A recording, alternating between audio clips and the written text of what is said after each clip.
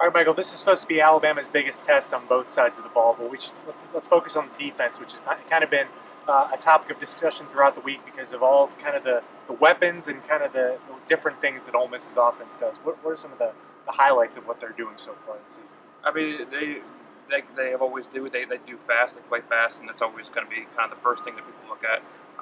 The formations, they come up with a number of formations.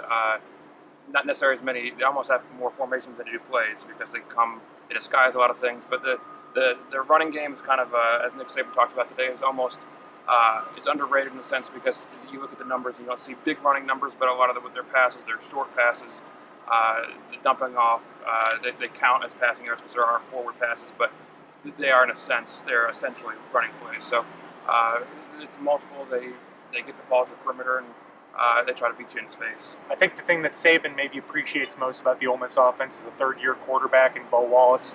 You know, he benefited from a third-year quarterback last year with A.J. McCarron. Wallace can be wild at times, though, and he's kind of an inconsistent guy. He can do some great things, some fantastic deep ball throws, and he can make some mistakes. He's already got 6 interceptions so far this season, but he's put up a lot of big numbers, and it seems like he always finds those big receivers at the right time. Just when kind of one of those guys where the moment you write them off, they do something spectacular out there. Now, from watching some of that game against Memphis, I saw a few kind of bad interceptions. One of them was especially curious. You never know what the route wasn't run right, but it's been a knock on him his entire career, and it's a reason why he wasn't maybe in the upper echelon to be all SEC preseason. So I think his poise. I mean, it's kind of come down to his poise and his ability to handle the big stage. He hasn't been able to beat Alabama yet. This would be a big opportunity for him. We've got a couple good receivers, but none as good as Laquan Treadwell.